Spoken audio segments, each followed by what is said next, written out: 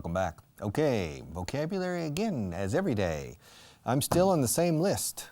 It has taken me about 6 days to cover 25 or 30 words, but talking about the words and talking about anecdotes and stories around these words are very, very interesting. Okay, today, all right, reunirse informalmente, to get together. Hacer daño, perjudicar, to hurt. Restringir, to restrict. Asustar, to scare. Sugerir, to suggest. Retirar, to withdraw. Okay. Advertencia, warning. Adinerado, wealthy. Peso, weight. Y bien informado, well informed. Okay. How many words? Let's see. That's just a second. 1, 2, 3, 4, 5, 6, 7, 8, 9, 10 words. We're going to cover 10 words in the next 25 minutes.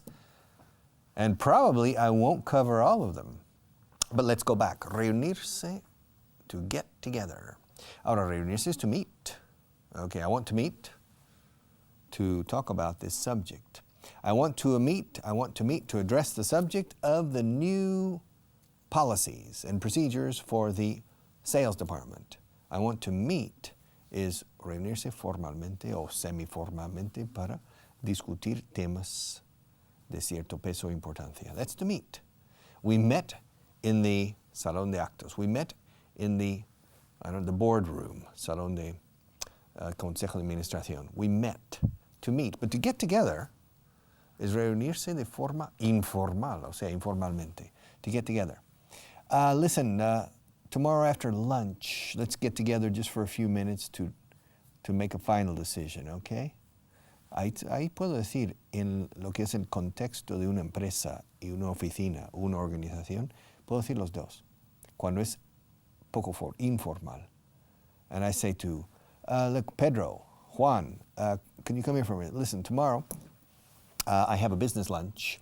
I expect to be back around 4:30. And I would say, look, between 4:30 and 5, can we get together and just formalize or make the final decision concerning Gerardo, okay? Let's make the final decision, okay? Fine, let's get together means Pedro and Manolo, I think his name was Manolo, will come to my office. We'll sit down, chat for a few seconds, just confirm our opinions about what to do, and decision made, formal, okay? And actions will start to be taken. That's to get together. Now, to get together is also for a party. We'll get together. Let's get together at my place. Hey, listen, do you know what? You know what I received yesterday as a present? I can't believe it. My God, a Christmas present. A beer keg. My God, a beer keg. It was un barril de cerveza. You know, you open it up, it's for many, many beers. It's a big beer keg. I received it for Christmas. And it's in my refrigerator. Thank God I have a big refrigerator, so I had to take out 2 of the shelves. I had to move the butter, the milk. I had to move everything up to the top 2 shelves. And I took out the 2 shelves at the bottom shelf and the next one. And boom, I put the keg of beer in there. Now, that keg of beer, keg, como leg, pierna, quitando la L y poniendo la letra anterior, que es una K. Keg is barril de cerveza, de esos metálicos grandes que, okay, it's a keg of beer. So, that keg of beer is taking up a lot of space in my refrigerator, in my fridge. It's taking up a lot of space. Ocupar espacio físico. Se puede decir to occupy, pero nunca pronunciáis bien la palabra occupy. Y además se dice poco, se dice to take up space. Okay, to take up space. I take up space on this chair, but I'm not fat, so I don't take up a lot of space on this chair. Some people are so fat, they need 2 chairs, okay, to sit down properly because they take up so much space. Now this beer keg, I said to my friends, hey, Pat, John, Eddie, Wayne, come over to my place. Let's get together at my place and finish this keg. Oh, really? Well, when did you start it? I haven't started it yet. You mean an entire beer keg? Well, I like beer. Wayne, Do you like beer? Yeah. Eddie, do you like beer? Yeah. John, do you like beer? Pete, do you like beer? Well, there are 5 of us, and we all like beer. Let's finish it. Well, it's impossible. My God, I'm going to invite some other people. Well, let's get together tomorrow at 7 p.m., and by 10 p.m., we will finish the keg.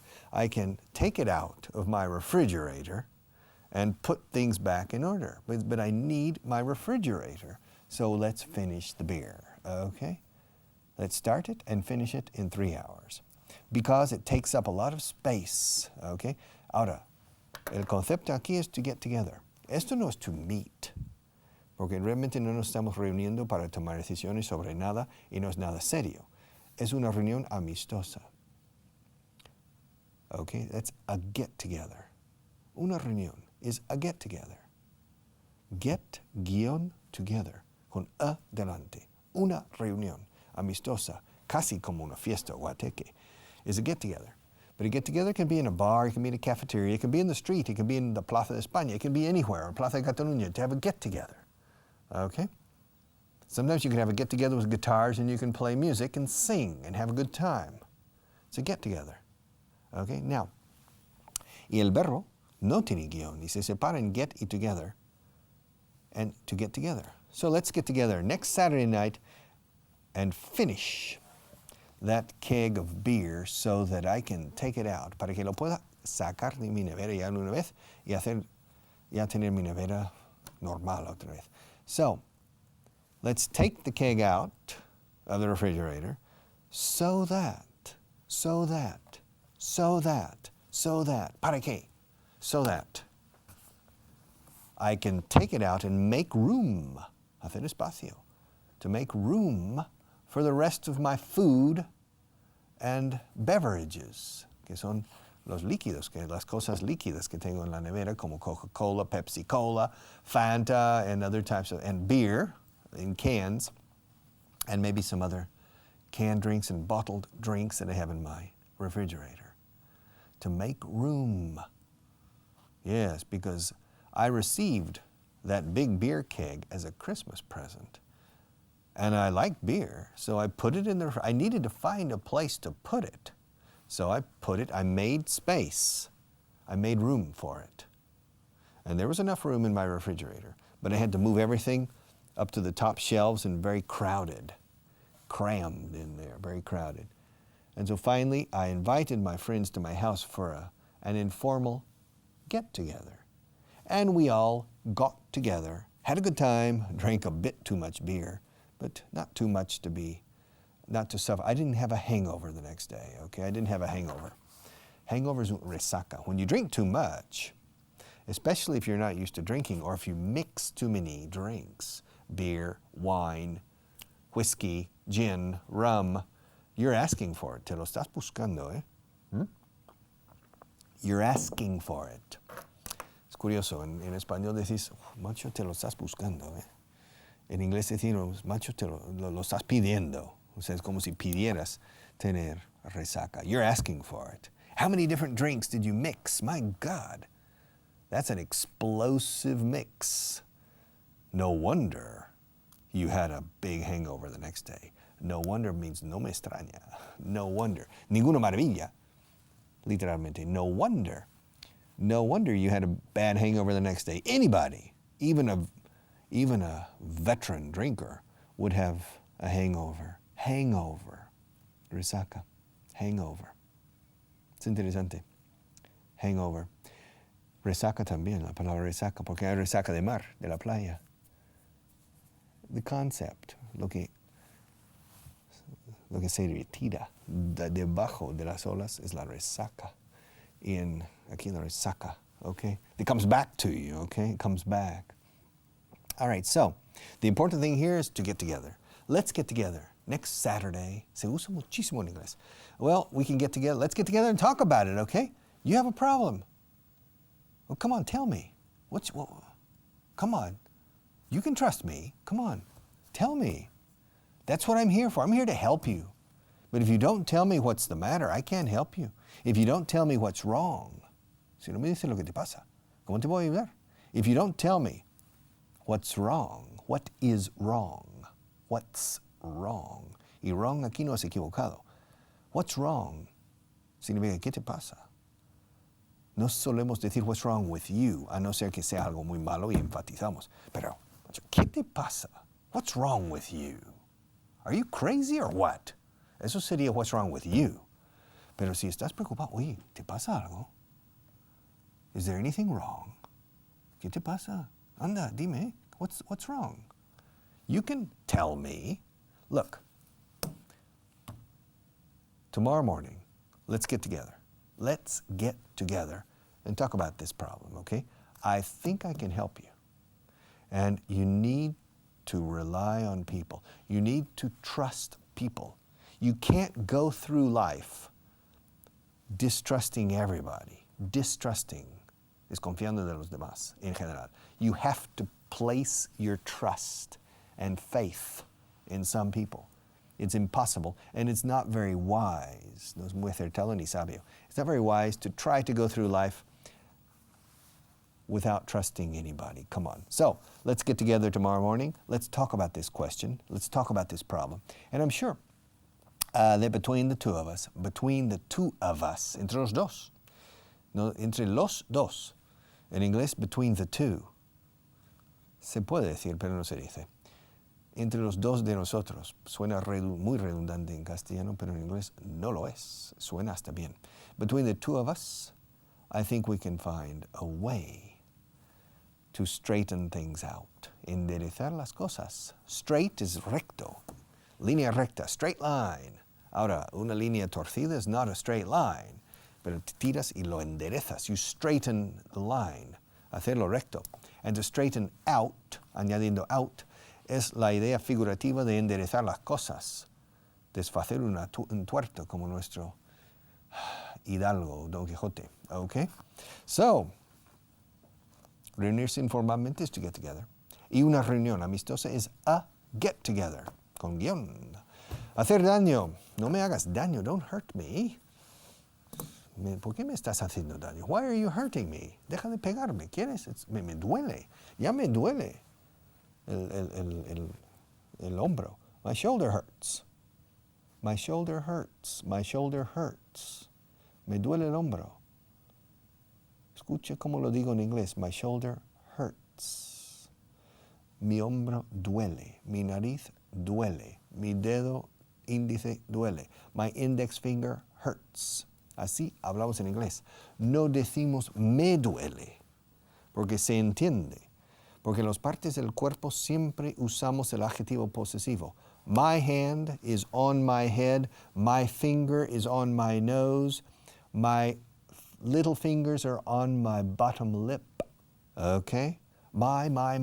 Son muy posesivos con estos adjetivos posesivos. Okay?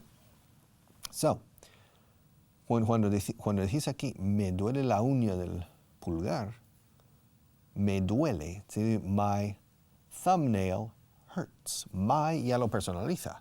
No hace falta que decir me duele a mí, porque se entiende. Porque si mi codo duele, no te duele a ti. Okay?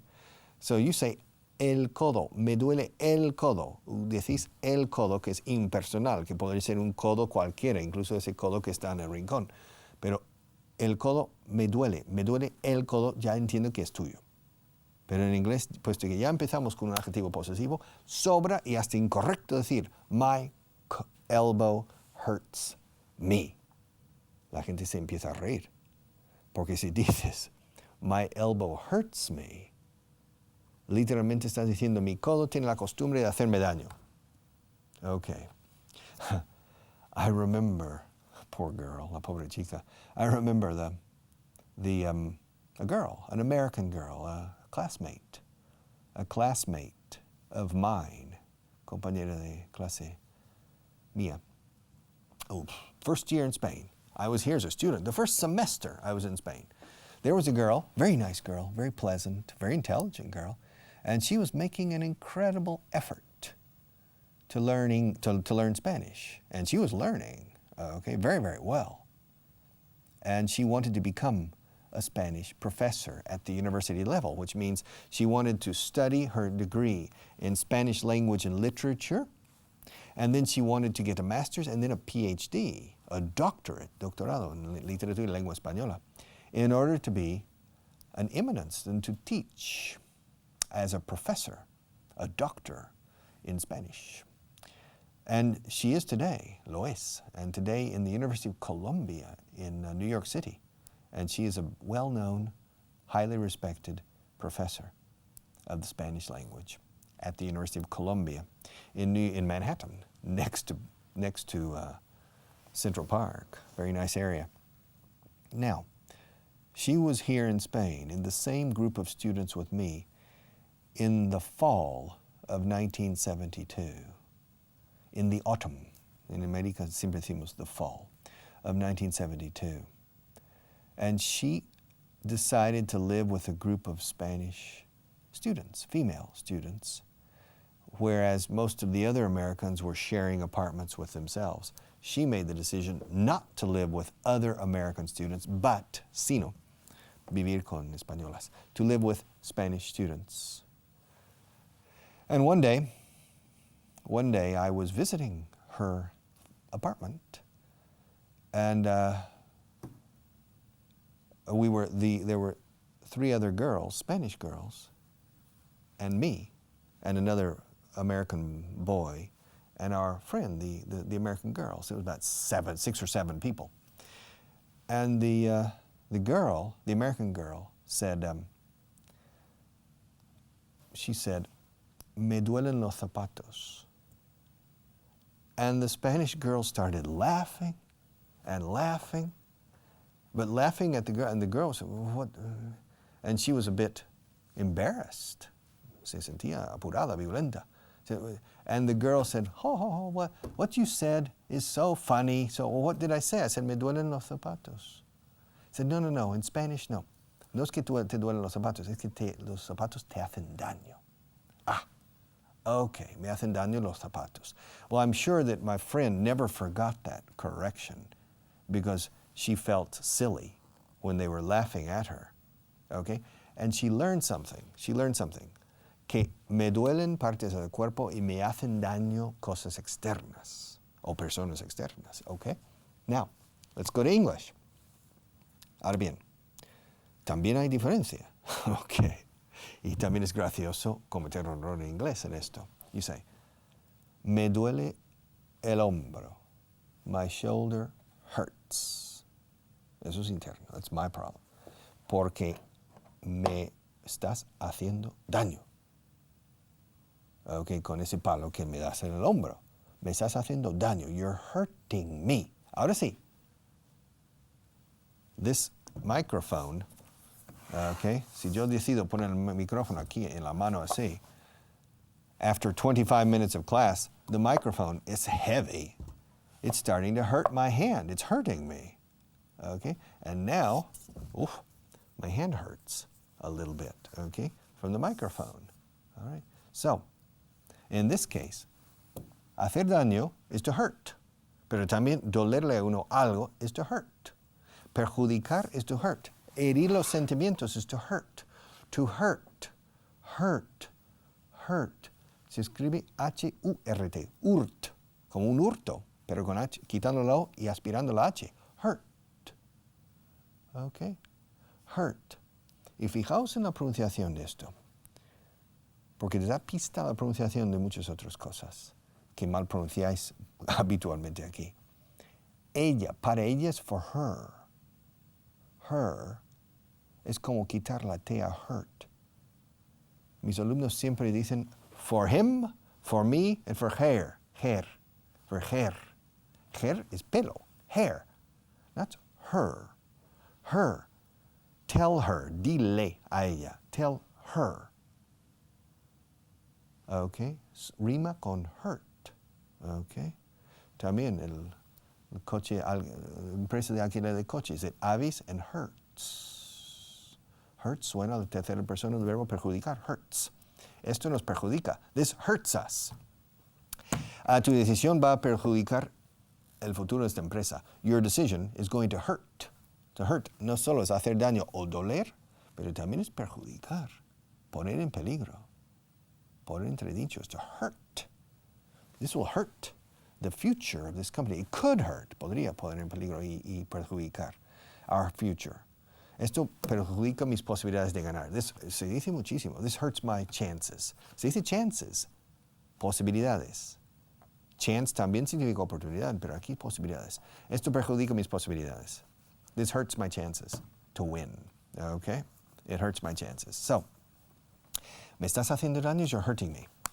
Me duele el codo, my elbow hurts.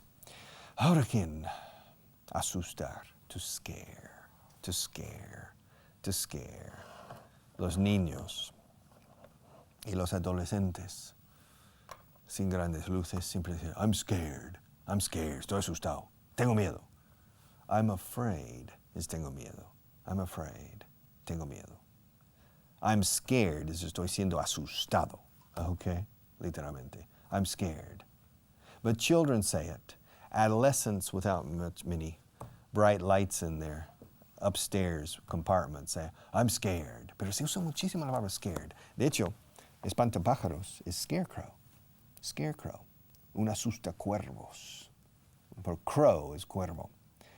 Entonces, un espantapájaros en el mundo de habla inglesa es un asustacuervos. A scarecrow, scare. Ahora, se usa mucho, ¿eh? Tú no me asustas. No tengo miedo de usted. O de usted no me asusta. You don't scare me. Okay?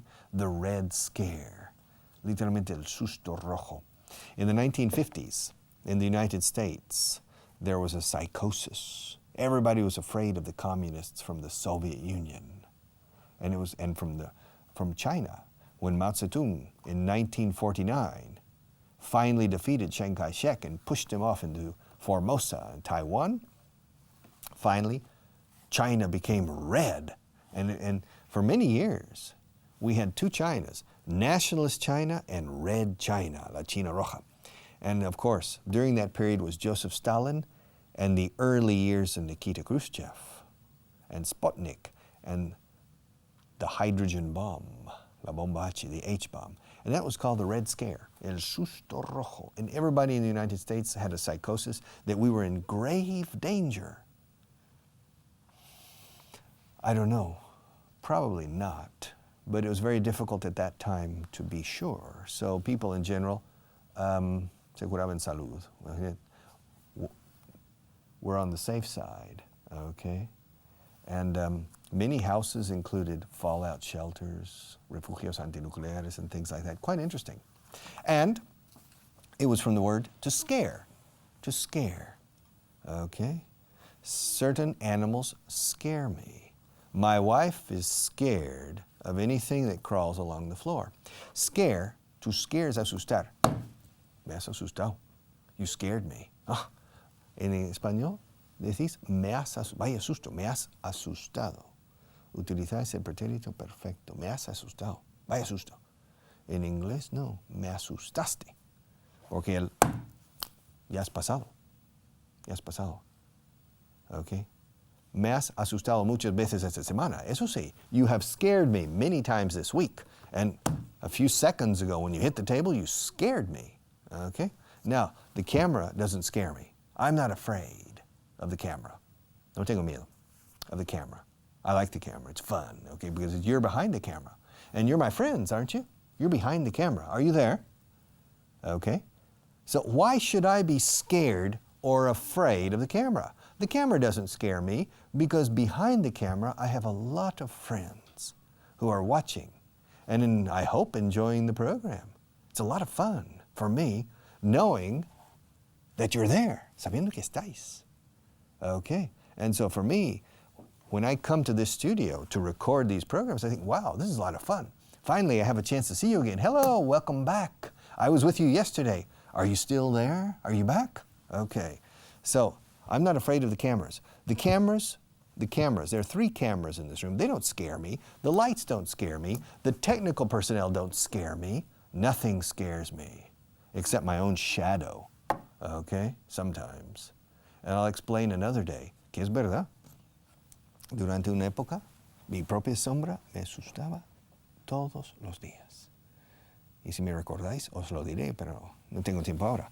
If you remind me, I'll tell you some other day, algún otro día se dice, some other day, I'll tell you why during a certain period of my life, my shadow scared me every single day. And it's true. But I have to go. The time's up. I have to go. And I'm going home now. I'm tired. Have a good day. All right. A productive day. And I'll see you again very soon. Bye-bye.